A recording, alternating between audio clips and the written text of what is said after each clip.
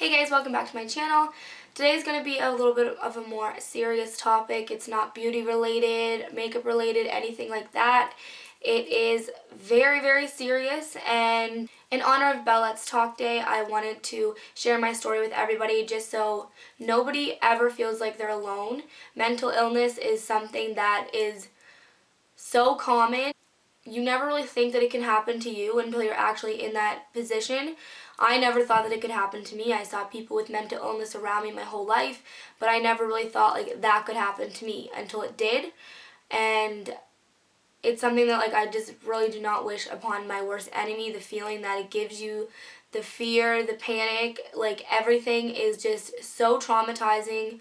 And I just wanted to bring my story to light just so if anybody feels this way, just know that you're not alone and things do get better. So a couple years ago on Facebook, I think the last two Let's Talk days, I have posted a little snippet of kind of a summary of my story, but not really the entire thing, about how I went through anxiety, how I went through a little bit of depression, how I went through depersonalization, panic attacks, and insomnia for 5 months straight. I kind of just put a little snippet out there. It was not for anybody to feel bad for me. I'm not asking for that. I am better now. I am 100%, I'm not anxiety free, but I'm 100% panic free. I can go to sleep at night now, and I don't suffer from depersonalization anymore. I still have anxiety from time to time, anybody is going to, but it's not as near as bad as it used to be. So I just kind of wanted to do this video just to kind of spread awareness that nobody is alone. I don't want anybody thinking that they're alone. Mental illness is something that is so common, and is something that needs to have more light and more attention. It's something that is very, very scary. I can't even tell you how many times I've spent hours upon hours Googling things, just to see if somebody made a thread on Yahoo or anything, just explaining a little bit of what I was experiencing, so I knew that I was not going crazy and I was not the only one. So this is basically just my story summed up. This might be a long video, so grab a snack. So, a little backstory about this. When I was in grade 10, if anybody knows me knows that I do not do drugs. I have never touched a drug in my life besides weed. I don't do drugs. It's just a personal choice. I don't judge anybody who does drugs. I'm my own person. It's just a personal choice that I chose for myself. I don't want to get involved in that. I have smoked marijuana before. I'll just put that out there. I'm no angel. I've never touched hard drugs. And this is kind of why I've never got into that, when a lot of people my age are, and a lot of people that I know are into it. And this is just a little bit, after I tell you the story, you'll kind of understand why I've never went there and why I choose to be drug free. So the first time I've ever tried weed in my entire life, I never really get high off of it, because I know there's rumors that go around the first time you smoke weed you're not going to get high, whatever. So I just tried it a few times, and the first time I actually got high, a girl that I used to be friends with, I don't know, she stole weed from her stepdad, so we thought we were super cool trying to roll this joint and smoke it anyways. So we ended up smoking the joint, and I was fine for about 5-10 minutes, and all of a sudden it was pure panic. I thought that I was on acid. I was screaming at the top of my lungs. I wanted to go home. I wanted my mom to take me to the hospital. I was I don't want to feel like this anymore. How do people even like this kind of thing? I don't know how people smoke this stuff. It is literally, I was traumatized. I thought that I was on acid. I was I'm tripping out. My friend was calm down. And I was I can't calm down. I'm freaking, I need to go home to my mom. And she's Haley, calm down. You're not going home to your mom. Who does that? We were 15. That was not cool. Going home telling your mom I'm high, take me to the hospital. I'm kind of glad I didn't, because she would have beat my ass. So yeah, so start of grade 10, I went to Prince Andrew High School, and there was a Shooby Day. And I went there, and it was the first day I got my braces on. And I don't know why I thought it was a good idea. So we end up walking back far into Shooby Park, and there was a cabin. I don't know if anybody remembers this, but there was a cabin way back in the woods. A bunch of people decided to hotbox this cabin, and I just wanted to fit in. You're in grade 10. I was 15, 16 years old. I think I was 15.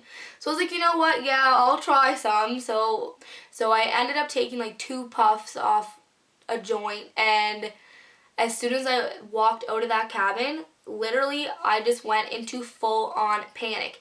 But at the time, I didn't know that I was experiencing a panic attack. So at the time, I was going to a full panic attack. I just got my braces on that day. I was doing this with my teeth. I was like just doing this. If you have braces, we do that all the time. Like, I don't know why we do it, it's just something we do. Anyway, so I was going like this, and I was just picturing birds just sitting on my face, like clawing at my face. I was like, fuck, I'm tripping out. Like, I'm tripping out. I'm on acid again. I don't even know. I was going crazy.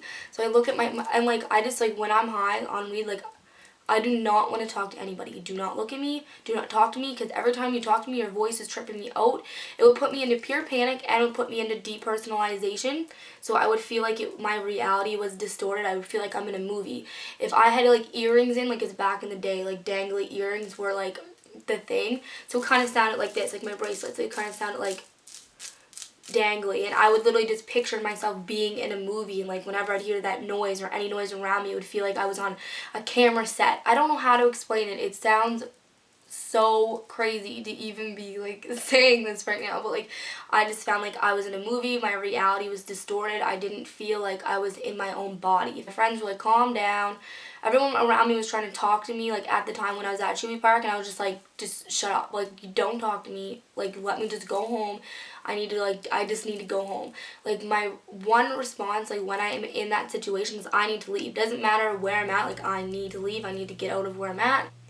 So anyways, I'd go home, and then once I started coming down from being high, I kind of like chilled out, and I was like, okay, I'm not going to do that anymore. I said that to myself a couple times. I didn't do it very, very often because I knew. I was dating a boy at the time. He used to smoke weed 24/7. So I was kind of like, well, how come he doesn't trip out about it? Like, I'm sitting here like full-on fledged panic, and he's just like chilling. I don't know how anybody could just be chilling. Like, if they get high like I get high, I'm like, what the hell is going on? Like, so it was just like very confusing. And like, you're a teenager, you want to try new things, you want to be in with the cool kids, you want to be able to do that. Like, that's just something my body's never done. Like, my body's never let me fully enjoy being high, because I've just went into full-on panic mode.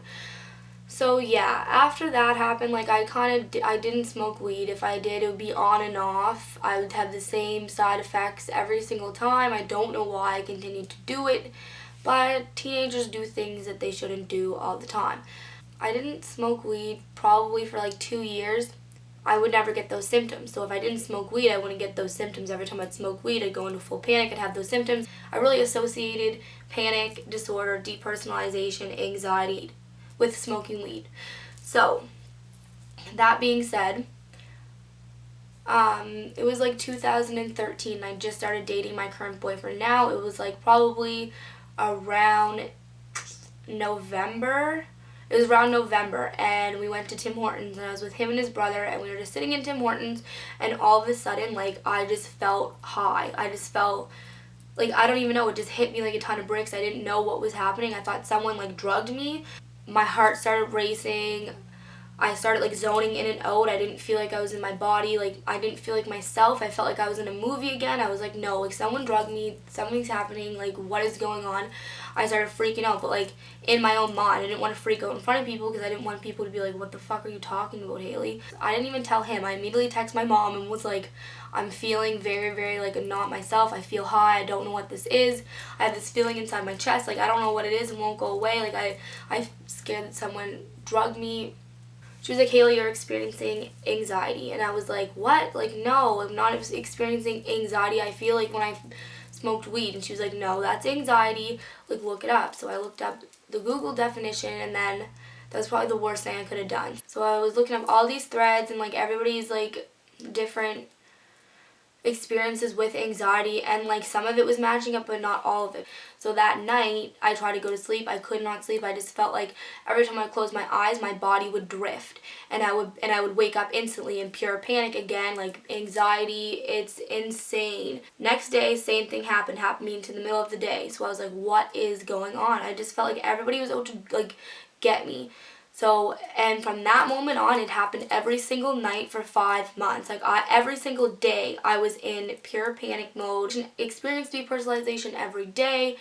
I would Google things. I convinced myself I had schizophrenia. I convinced myself that I was going crazy. And I just feel like I was just, like, dying. And I just know that I didn't want to live like that for the rest of my life. And like when I would experience depersonalization, I would feel numb. So like when you get like really bad panic attacks, like anxiety and stuff, it can make you feel numb.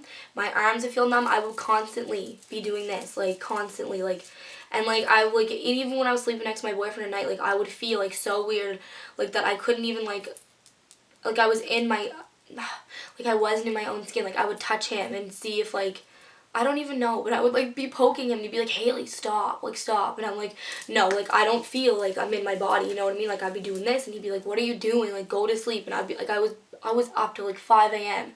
every single day because I could not sleep. It was that bad. So eventually I developed insomnia. I'd be up till 5 a.m. every night. I would have restless leg syndrome, which if you don't know what that is, it is when you're like sleeping and your legs feel like numb and tingly, and I kind of had the feeling like they weren't there, like I was becoming paralyzed, which made me panic even more. I'd have to move my legs every 5 seconds to make sure that I could still move my legs, and it was just crazy. So I would like try to go to sleep, but I'd also have all of these horrible thoughts going through my head. Like I don't even know why I would have these thoughts, but like I would just have like crazy thoughts that would make me not be able to go to sleep. Like it was like my brain was telling me like that like all of these horrible things were gonna happen. Like a killer was gonna come in and stab me in the back if I turned my body a certain way. Like it literally made me go crazy. Like I couldn't even go to the movies anymore because when I would go to the movies, all I would focus on was the exit doors and like what if people are gonna come in and like shoot me, because at that time like a lot of shootings were happening in the movie theaters and like I didn't want to go to the movies anymore. Every time I went to the movies, I associated that with pure panic. It was just bad. Like I couldn't even do day-to-day things. Like I dreaded the night. I dreaded going to sleep. In the daytime I was okay. I still had depersonalization issues, but it wasn't that bad because I would just go to a family member's house or something to try to keep my mind off of it. But it was really bad at nighttime. Like I could not get to sleep. I hated going to sleep. I dreaded nighttime. I dreaded when the sun went down. I dreaded everything about it. I was like, this is not how I wanted to live my life anymore. I was going crazy. But like, and everyone was just saying, get on anxiety medication and get on anxiety medication. I was like, no. Because at the time, like, Googling things, do not Google things because it will literally make you think you're going crazy. At the time, I thought that if I took anxiety medication, I was going to experience all the side effects. Like, there's like a scroll of side effects from anxiety medication. I thought I was going to get brain zaps, that I was going to turn into a totally different person, I was going to be a zombie. That they wouldn't work, that they were going to make me high all the time. I didn't want to be high because I associated being high with that feeling as it is. And I just wanted to be in my own skin. Like I didn't want to feel like I didn't have control of my body, because that was my biggest fear, is losing control of my body. So after Googling things, months went by. I Googled things probably every single night, which is like the worst thing you can do. I decided to take it upon myself and buy this kava root pill.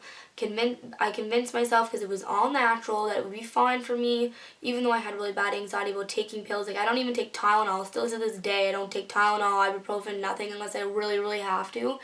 My mom bought me the pills from this like local health shop in Halifax and told me to take them. And like because when I researched them, they were like a natural relaxant. Like a lot of people back in the day used to drink kava to like get rid of their anxiety and stuff like that. So I'm like, okay, this is gonna work. Like it's gonna make me relax. I'm gonna be fine. This is gonna be the end of my problem. So then I started taking this kava root. It took me probably a month after I bought the pills to end up taking it. So I went to my mom's for the night and I took this pill after being very scared to take the pill. That was all fine and dandy. I was taking that for about a week. I didn't find that it helped at all. It didn't do anything, but I was like, maybe I just need to keep taking it, and then it will work. Until one day I was just like out with out at a friend's house, and my mom texted me and was like, you need to bring those pills back because we need to take them to the pharmacy and destroy them. They're illegal. You can't be taking them. And I'm like, okay, that just made me freak out even more, because I just took one of these pills like a couple hours ago, and now you're telling me we have to take them to the pharmacist to get them destroyed because they're illegal. So I was just like freaking out again. I stopped taking those, and it got worse and worse as the months went on. It sounds really embarrassing. I went back to like an 8-year-old when I had this. Like I wanted my mom. I made my boyfriend watch Family Channel with me every night because anything scary, like I didn't want a scary commercial to come on. that would put my anxiety up even more, because at the same time like I was having anxiety, I was thinking like all these bad things were going to happen. I literally fall asleep to Family Channel every single night. Like I was 21 years old watching Family Channel every single night, making my boyfriend watch it with me because it was the only thing that made me that like I know that I could wake up in the middle of the night and not see something scary. I ended up waking up in the middle of the night, like 3 a.m. a lot, and calling my mom and making her get up with me, making my boyfriend drive me to my mom's house. I mean, he would sleep on the couch while I went to sleep with my mom. Like, this was how bad it was.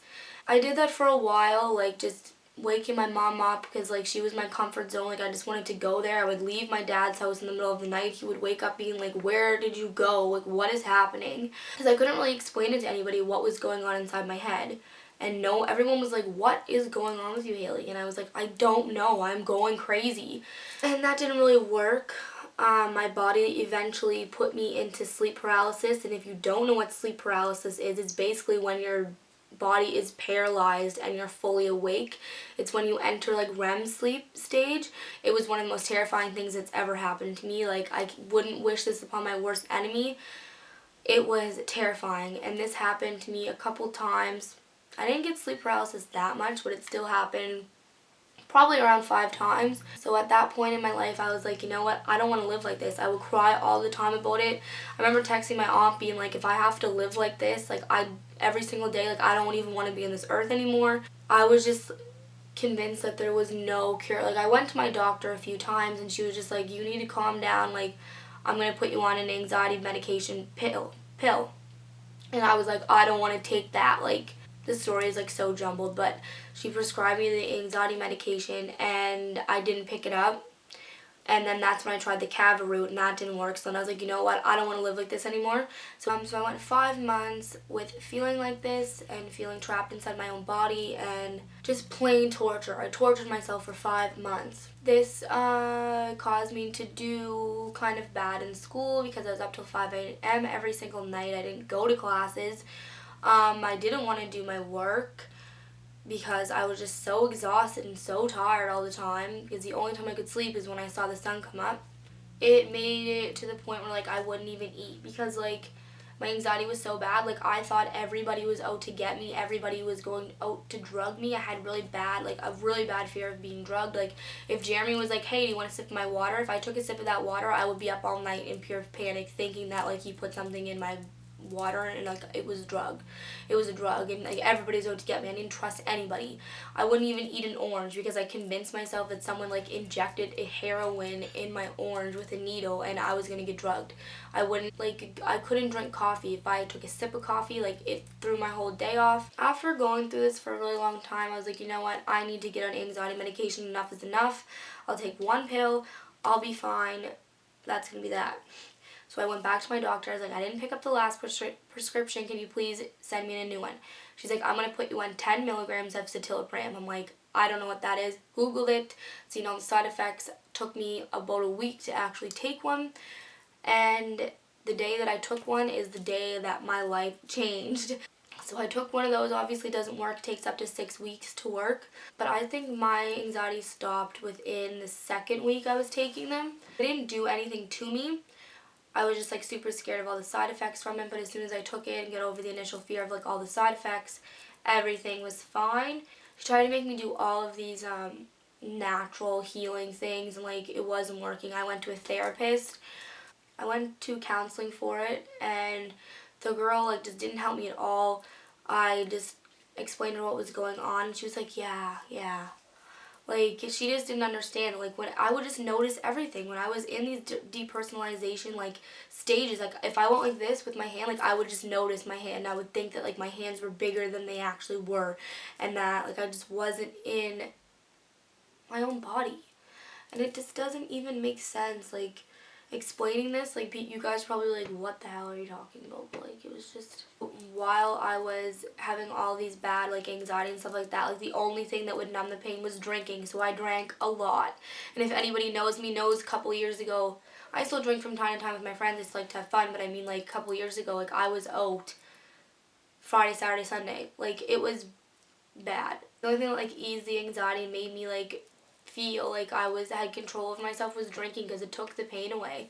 It was the only thing that helped me, so I would just drink and drink and drink on the weekends whenever I could to kind of take that away so I could go to sleep and have a normal night and not experience that stuff at nighttime. So when I got on these pills, like, it says right on the package, like, you cannot drink with these pills. So I convinced, like, and like, it sucked because being 21 years old on those pills, like, you want to be able to drink, you want to be able to go out with your friends, and like, I just felt like if I was going to, I would die.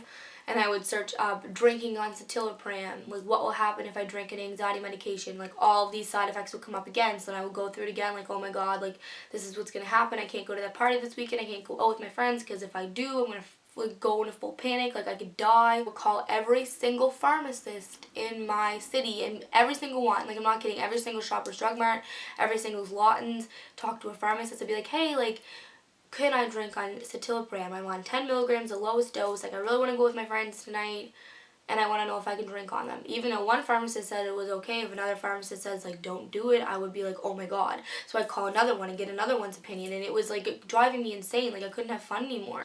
Because when I did drink on them, like, it would kind of make me a little bit dizzy. It would make me really, really tired that I would just, like, want to go to sleep. When I get back to being, like, mentally stable and, like, normal again, and, like, being able to do my day-to-day life things that I was doing before all of this happened, I took myself off the anxiety medication cold turkey. I was like, done. I was like, I'm done with this anxiety medication. I don't need it. I'm healed, yada, yada, yada. Which I do not recommend doing cold turkey. You're not supposed to do that. You're not supposed to just come off it like that. You need to wean yourself off of it. But I didn't, because I was like, I'm done being a slave to medication. Like, I want to live a normal life. Like, so I took myself off of it. Everything was fine. Months went by and I was fine, up until my grandfather had just been diagnosed with cancer, and it kind of gave me a little bit of anxiety back. He did pass away in April 2015.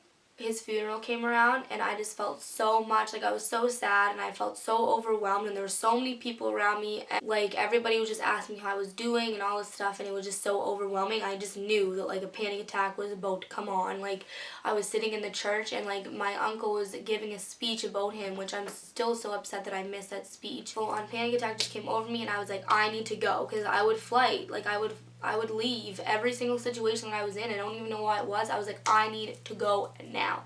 So I literally got up in front of the church, the entire church, and while my uncle was making a speech, and I just left because I was just in full-on panic mode. Myself back on anxiety medication, and then I took myself off of anxiety medication. Again, cold turkey, don't do it. I am anxiety medication free. I don't take it anymore. But I will say it is the one thing that actually helped me overcome my anxiety 100%. If I ever did need to go back on it, I would in a heartbeat. So basically, I was just like super, super afraid. Like, I just thought everybody was out to get me, everybody was out to drug me. And that was that, until I actually got help for it. So that's why I was sharing this video with you guys today. That's kind of just a little bit of my story, that what happened for 5 months straight. So that's why they created this Let's Talk Day, and it's just a day that you can donate. If you hashtag Let's Talk, it donates 5 cents for every hashtag that's on there. So that was my story. I hope if you're out there suffering with mental illness, to know that you're not alone, and it happens to a lot of people. People that you wouldn't even know that happened to, it happens to. It is very, very common, and is something that you will get over eventually with time. It might not be tomorrow or in a couple weeks, even a couple years you may struggle with it, but help is out there. And I know a lot of people are very, very scared of, like, anxiety medication. And I'm not a doctor, I'm not telling you to go get on it, I'm just saying, like, that's what worked for me. Going through a really, really bad time, take your doctor's advice. So pretty much ends the video. Thank you guys for watching. I hope this story helped even at least one person out there. Then my job is done. Anxiety, depression, depersonalization, sleep paralysis, insomnia, schizophrenia, everything is so real. We need to spread more awareness about mental illness, and I just encourage everybody to put their story out there, because putting mine out there just made me realize like I wasn't alone, and there is people out there that feel the same way I do, and I'm not going crazy, and I'm not schizophrenic, and I'm not all of these things that I thought that I was. I hope that I included everything that I wanted to in this video, and I hope that you guys take this story and hopefully it will help anybody out there that's struggling with mental illness, because we need to end stigma. Thank you guys so much for watching. I hope you guys have a great day.